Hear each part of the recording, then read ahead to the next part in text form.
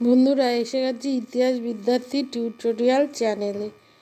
আজ আমি উপনিবেশিকরণ নিয়ে আলোচনা করব।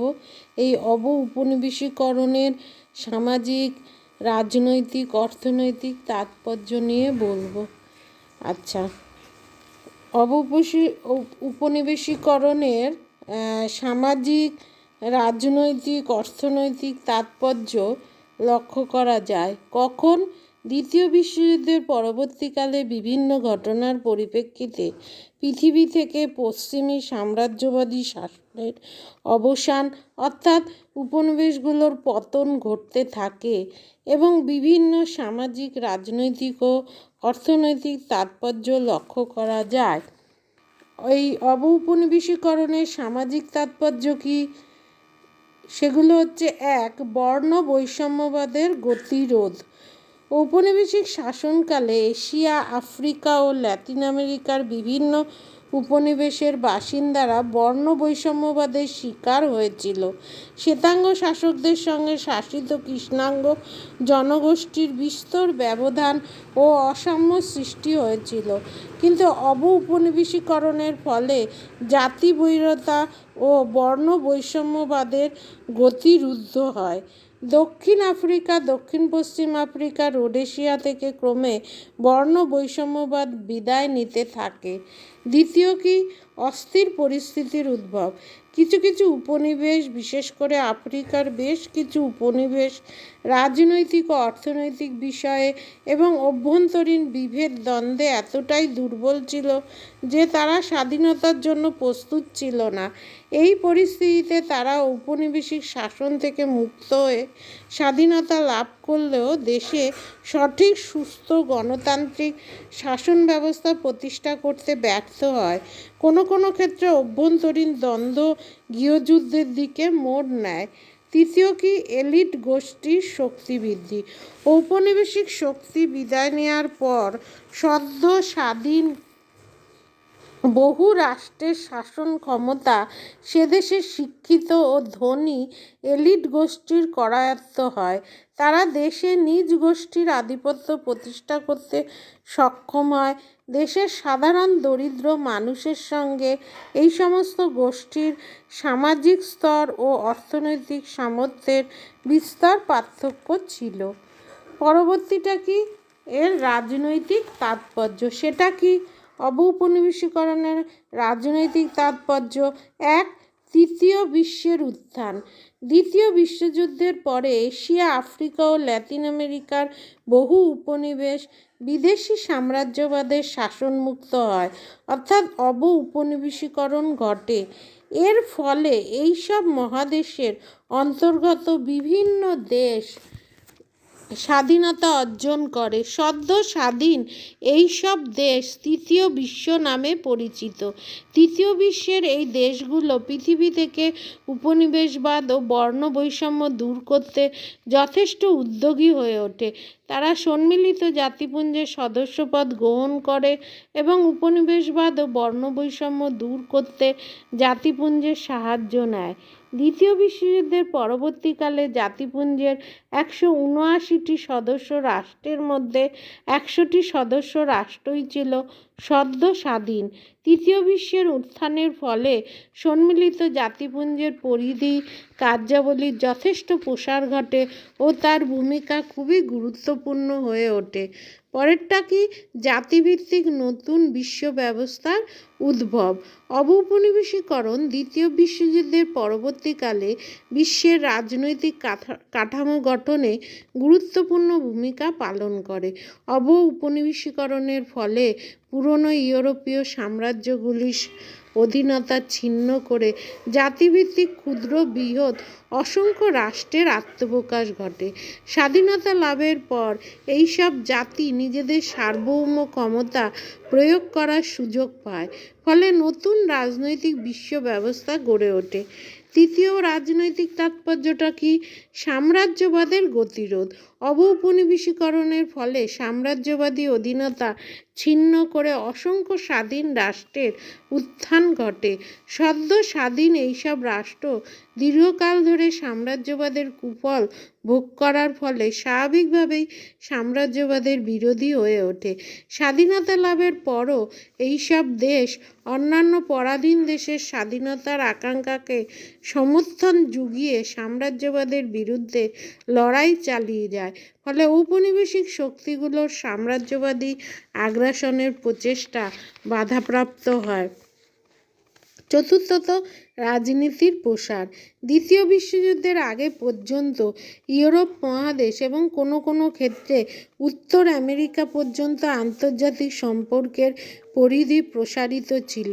কিন্তু দ্বিতীয় বিশ্বযুদ্ধের পরে এশিয়া, আফ্রিকা ও ল্যাতিন আমেরিকায় বহু নতুন স্বাধীন রাষ্ট্রের আত্মপ্রকাশ ঘটলে পূর্বেকার ঔপনিবেশিক শক্তিগুলি এইসব রাষ্ট্রের সঙ্গে তাদের সম্পর্ক রক্ষা করতে বাধ্য হয়। এইভাবে অবৌপনিবেশিকরণের ফলে আন্তর্জাতিক সম্পর্ক ও রাজনীতির দিগন্ত বহুদূর প্রসারিত হয়। ইউরোপের বাইরে ক্ষুদ্র বৃহৎ রাষ্ট্রগুলি নিজেদের মধ্যে সুনির্দিষ্ট সম্পর্ক স্থাপিত হয় এবং বিভিন্ন আঞ্চলিক সমস্যাও আন্তর্জাতিক রাজনীতিতে স্থান করে নেয়। পঞ্চমত কি নতুন প্রতিদ্বন্দ্বিতার উদ্ভব। দ্বিতীয় বিশ্বযুদ্ধের পরবর্তীকালে বিশ্বের বিভিন্ন অঞ্চল ব্রিটেন, ফ্রান্স প্রভৃতি দেশগুলোর নিয়ন্ত্রণ থেকে বেরিয়ে আসতে সক্ষম হয়, অর্থাৎ অঞ্চল বা উপনিবেশগুলোর অবৌপনিবেশিকরণ ঘটে। এর ফলে সদ্য স্বাধীন এইসব অঞ্চলে যে শক্তি শূন্যতার সৃষ্টি হয় তা পূরণ করতে বিশ্বের দুই বৃহৎ শক্তি আমেরিকা যুক্তরাষ্ট্র ও সোভিয়েত রাশিয়া এগিয়ে আসে। ফলে এই বৃহৎ শক্তি দুটির মধ্যে প্রতিদ্বন্দ্বিতা বৃদ্ধি পায়। ষষ্ঠত কি ঠান্ডা লড়াইয়ের প্রসার।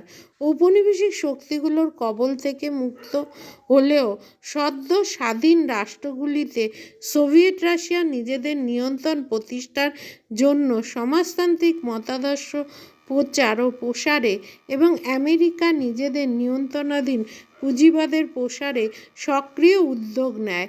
আদর্শগত প্রতিদ্বন্দ্বিতার পাশাপাশি অর্থনৈতিক দখলদারির কারণে সৃষ্ট ঠান্ডা লড়াইয়ের ফলে সদ্য স্বাধীন এইসব রাষ্ট্রের আন্তর্জাতিক গুরুত্ব বৃদ্ধি পায়। রাশিয়া ও আমেরিকা উভয়ই এইসব দেশে নিজেদের স্বার্থে আর্থিক ও সামরিক সাহায্য দানের জন্য এগিয়ে এলে দেশগুলো আমেরিকা ও রাশিয়ার মধ্যে সংগঠিত ঠান্ডা লড়াইয়ের বৃত্তে প্রবেশ করে। সপ্তমত কি আঞ্চলিক দ্বন্দ্ব। সদ্য স্বাধীন প্রতিবেশী রাষ্ট্রগুলোর মধ্যে বিভিন্ন সময়ে প্রতিদ্বন্দ্বিতা ও স্বার্থের সংঘাত শুরু হয়ে যায়। এর ফলে বিশ্বের বিভিন্ন প্রান্তে বিভিন্ন আঞ্চলিক সংঘর্ষ শুরু হয় এবং মধ্যপ্রাচ্য, লাতিন আমেরিকা, দক্ষিণ পূর্ব এশিয়া, দক্ষিণ এশিয়া প্রভৃতি অঞ্চলে ক্ষমতার নতুন কেন্দ্র গড়ে ওঠে। কোরিয়ার যুদ্ধ, ভারত-চীন যুদ্ধ, ভারত-পাকিস্তান যুদ্ধ প্রভৃতি ছিল নতুন আঞ্চলিক সংঘাতের উদাহরণ। পরেরটা কি অবৌপনিবেশিকরণের অর্থনৈতিক তাৎপর্য। সেটা কি? এক, অর্থনৈতিক দুর্বলতা। ঔপনিবেশিক শক্তিগুলি দীর্ঘদিন ধরে তাদের অধীনস্থ উপনিবেশগুলিকে শোষণ করার ফলে উপনিবেশগুলি অর্থনৈতিকভাবে একসময় নিঃস্ব হয়ে যায়। শেষ পর্যন্ত ঔপনিবেশিক রাষ্ট্রের অর্থনৈতিক শক্তির উপরই এই উপনিবেশগুলো নির্ভরশীল হয়ে পড়ে।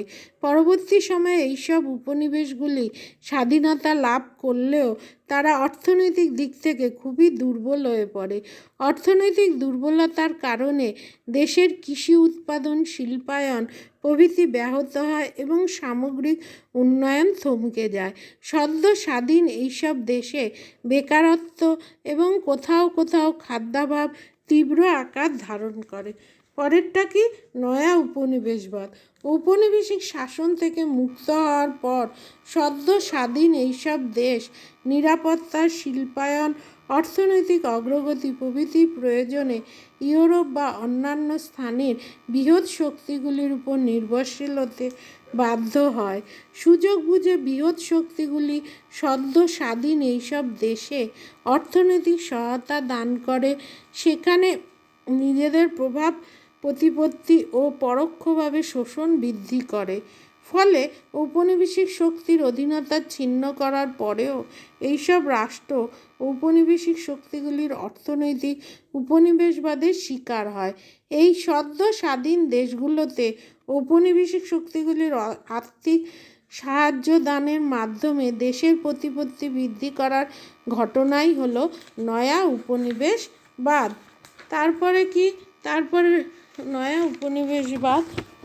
আঞ্চলিক সহযোগিতা। অবৌপনিবেশিকরণের একটি সদর্থক দিক হল আঞ্চলিক সহযোগিতা বৃদ্ধি। সদ্য স্বাধীন দেশগুলো নিজেদের সমস্যার সমাধান ও সামগ্রিক উন্নতির লক্ষ্যে সহযোগিতামূলক বিভিন্ন আঞ্চলিক সংগঠন গড়ে তোলে। এইসব সংগঠনের পারস্পরিক সহযোগিতার অন্যতম বিষয় ছিল অর্থনৈতিক সহযোগিতা। এইরূপ কয়েকটি উল্লেখযোগ্য আঞ্চলিক সংগঠন হল আসিয়ান, সার্ক, আরব লীগ প্রভৃতি। এই সকল সংগঠনগুলি আঞ্চলিক রাজনীতির পাশাপাশি আন্তর্জাতিক রাজনীতিতেও গুরুত্বপূর্ণ ভূমিকা পালন করে। এই ছিল অবৌপনিবেশিকরণের অর্থনৈতিক, সামাজিক ও রাজনৈতিক তাৎপর্য। আজ আসি, চ্যানেলটা অবশ্যই সাবস্ক্রাইব করো। দেখা হচ্ছে পরবর্তী ভিডিওতে।